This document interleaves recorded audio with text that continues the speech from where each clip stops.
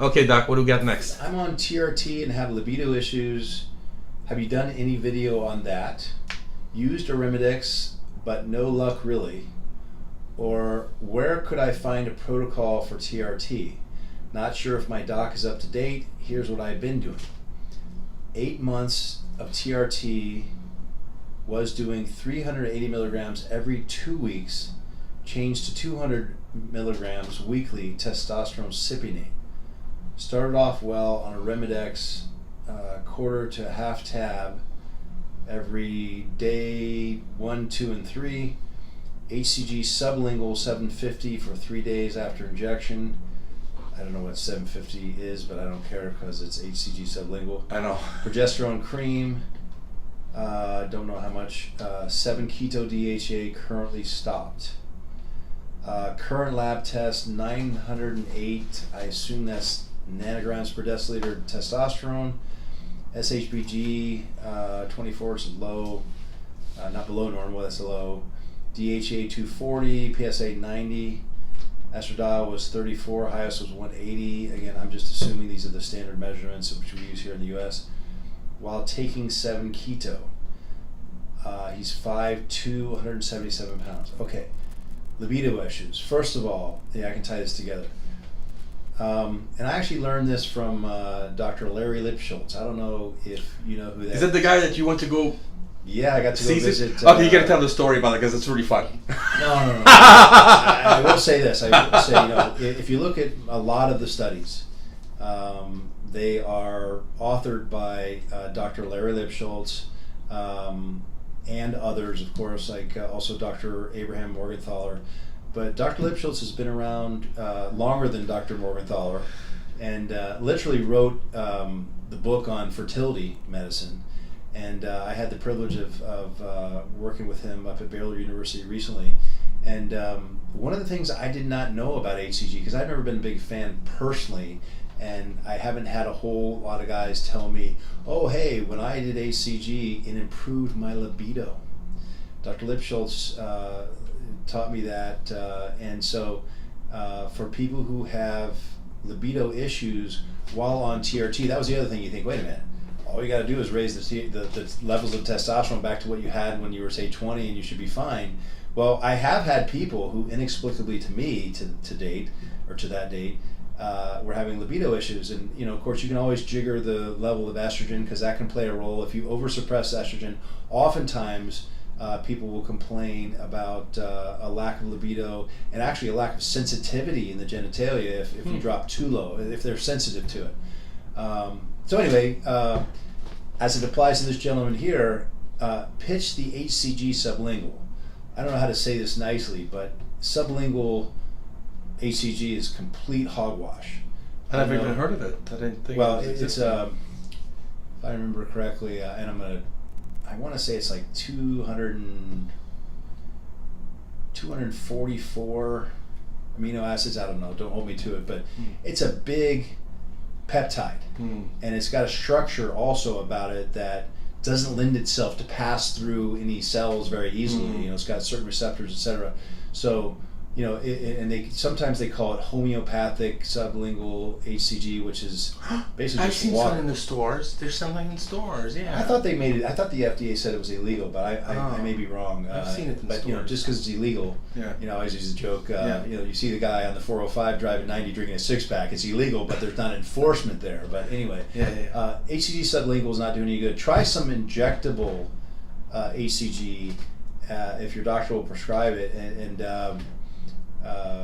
Dr. Lipschultz, I'm going to give him credit because it's his idea, recommends 750 IU twice a week or even 1500 IU once a week, and you can even go higher to a higher dose than that.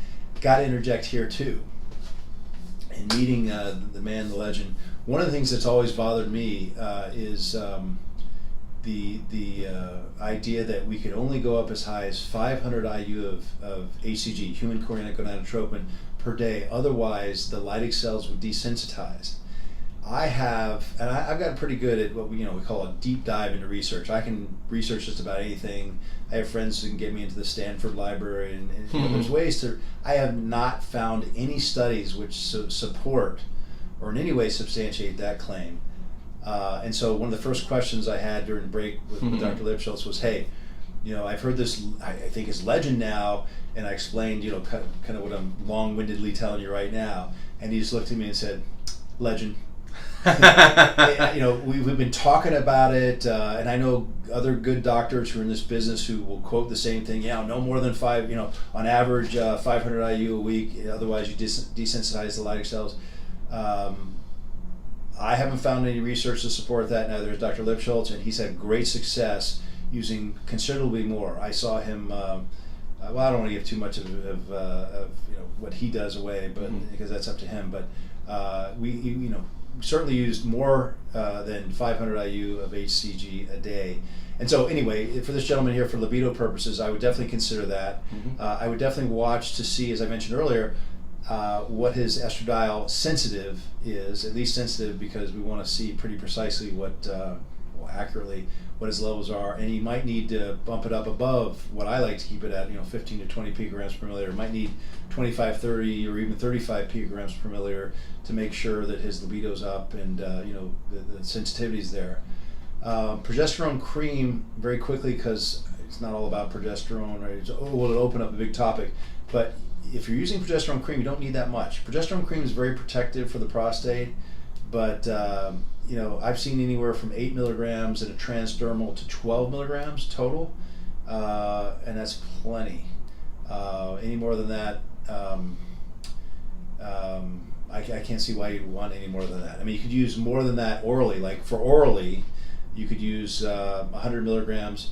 You'd probably want to do that for at nighttime because it can help you sleep, as long as you're not using something called a 5-alpha reductase inhibitor, which will block its conversion to. I'm giving you more information than you need, but it'll block its conversion to 5-allopregnanolone, or what do they call it? 5-dihydroprogesterone, which has a good effect on sleep.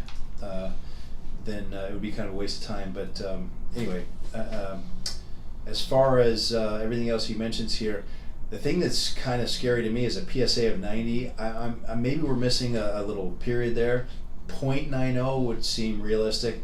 90, they probably would have called him from the laboratory and said, hey man, something's wrong with your prostate. That would be certainly an inflamed or a disordered prostate for sure. And then again, the estradiol, I kind of hit on that already. Highest was 180. If that's picograms per milliliter, that's off the charts. You run the risk of growing breast tissue, certainly, and holding way more water than you need to. More fat, being moody and irascible. I mean, activating the genes for prostate cancer, we mentioned that. 7-keto DHA, I can simply say, I recommend anywhere from 100 to 200 milligrams a day of 7-keto DHA. The beauty of 7-keto is it doesn't directly convert to another hormone. There's some studies showing that it has some thermogenic properties to it. Let's see, his main question was just about libido. So as far as the other protocols, 380 milligrams every 2 weeks, you're going to go on a roller coaster ride. You're going to have a nice peak on day 2.5, 3, and then by the time 7 days roughly passes, you're going to spend another week subtherapeutic for sure. Why do that? Yeah. So switching to the 200 weekly is actually a great move. Yeah. And then he's going to have to examine his E2 level, his estradiol at a sensitive level, to see how that arimidex dosing is working. I couldn't tell you just by looking at this. I think that's it. Yeah, that's it. Thanks, Doc.